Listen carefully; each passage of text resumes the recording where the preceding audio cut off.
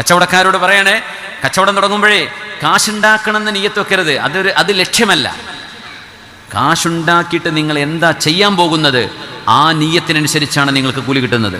കാശുണ്ടാക്കുക എന്നത് ബിസിനസ്സിൽ ആരും ഉദ്ദേശിക്കുന്നതാണ്. ഒരു വിശ്വാസം എന്ത് ചെയ്യണം? എൻ്റെ കയ്യിൽ കാശ് വന്നാൽ ഞാൻ എന്ത് ചെയ്യും? ഒരു റോൾസ് റോയ്സ്, ഒരു ലംബോർഗിനി, ഒരു ഫെറാരി, ഇങ്ങനെ വണ്ടികൾ വാങ്ങിക്കൂട്ടണം എന്നാണോ നിങ്ങളുടെ ലക്ഷ്യം? അതല്ല. എനിക്ക് അത്യാവശ്യം ജീവിക്കാനുള്ള ഒരു ചുറ്റുപാടായി കഴിഞ്ഞാൽ എൻ്റെ അയൽപക്കത്തെ ആ സഹോദരന്, നമ്മുടെ ജോസിനൊരു വീട്, കൃഷ്ണൻകുട്ടിക്കൊരു വീട്, ഹംസക്കുട്ടിക്കൊരു വീട്, ആ കുട്ടിയെ കല്യാണം കഴിച്ചേക്കണം, ആ പെൺകുട്ടിക്ക് പഠിക്കാനുള്ള സാമഗ്രി കൊടുക്കണം, അവളുടെ കോളേജിൻ്റെ ഫീസ് അടക്കണം, ആ മോനെ നടക്കാൻ പറ്റില്ല, ഒരു വീൽ ചെയർ ഞാൻ വാങ്ങിച്ചു കൊടുക്കാം, അവന് ട്രീറ്റ്മെൻറ്റ് ഞാൻ ചെയ്തു കൊടുക്കാം. ഇതൊക്കെ റബ്ബേ എൻ്റെ മനസ്സിലുള്ള ലക്ഷ്യമാണ്, അതിന് നീ പൈസ തരണം. അവൻ ചെയ്യുന്ന കച്ചവടം ഇബാദത്താണ്. പൈസ ഉണ്ടാക്കാനല്ല കച്ചവടം ചെയ്യേണ്ടത്, പൈസ കിട്ടിയിട്ട് എന്തു ചെയ്യും എന്ന നിയ്യത്ത് വേണം. അതിനാണ് ഒരു മുസ്ലിം കച്ചവടം. അതുകൊണ്ടാണ് ഹബീബായ നബി തങ്ങൾ മദീനയിലേക്ക് വന്ന ഉടനെ പറഞ്ഞത്, സ്വഹാബികളെ അലൈക്കും ബിസ്സൂഖ്, നിങ്ങൾ മാർക്കറ്റിലേക്ക് പോകണം. ഹബീബായ നബി തങ്ങൾ പറഞ്ഞ ആദ്യത്തെ ഹദീസാണിത്.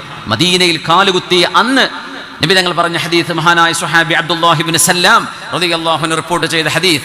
ആ ഹദീസിന്റെ ഭാഗമാണ് അലൈക്കും ബിസ്സൂഖ്, നിങ്ങൾ അങ്ങാടിയിലേക്ക് പോകണം, കച്ചവടം ചെയ്യണം. എന്തിനെന്നറിയോ?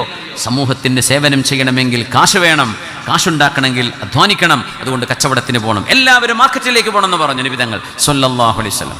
മുഹാജിറുകളോടാ പറഞ്ഞു. അൻസ്വാരികൾ കൃഷിക്കാരാ, അവർക്ക് കൃഷിയിടമുണ്ട്. മദീനക്കാർക്ക്, മക്കയിൽ നിന്ന് വന്നവർ, അവർക്കൊന്നുമില്ല, പോയി കച്ചവടം ചെയ്യൂ എന്ന് പറഞ്ഞു. അങ്ങനെ അബ്ദുറഹ്മാൻ ഇബ്നു ഔഫ് എന്നവർ ഏറ്റവും വലിയ മുതലാളിയായി മാറിയത്. സിദ്ദീഖ് റളിയല്ലാഹു അൻഹു കച്ചവടക്കാരനാണ്. ഉസ്മാൻ ഇബ്നു അഫ്ഫാൻ എന്നവർ വലിയ മുതലാളിയാണ്. ത്വൽഹത്ത് ഇബ്നു ഉബൈദില്ല, ത്വൽഹത്തിൻ വ അബി ഉബൈദത്തിൻ, ആ 10 പേരിൽ പറഞ്ഞ മഹാന ത്വൽഹ എന്നവര് വലിയ. ഈ 10 പേരിൽ 3 പേര് വലിയ മുതലാളിമാരാ. അത് ശ്രദ്ധിച്ചിട്ടില്ല. അബ്ദുറഹ്മാൻ ഇബ്നു ഔഫ് എന്നവർ മദീന കണ്ട ഏറ്റവും വലിയ മുതലാളിയാണ്. പിന്നെ ഉസ്മാൻ ഇബ്നു അഫ്ഫാൻ റളിയല്ലാഹു അൻഹു മുതലാളിയാണ്. ത്വൽഹത്ത് ഇബ്നു ഉബൈദില്ല റളിയല്ലാഹു അൻഹു വലിയ മുതലാളിയാണ്. സഅദ് എന്നവരും മുതലാളിയാണ്.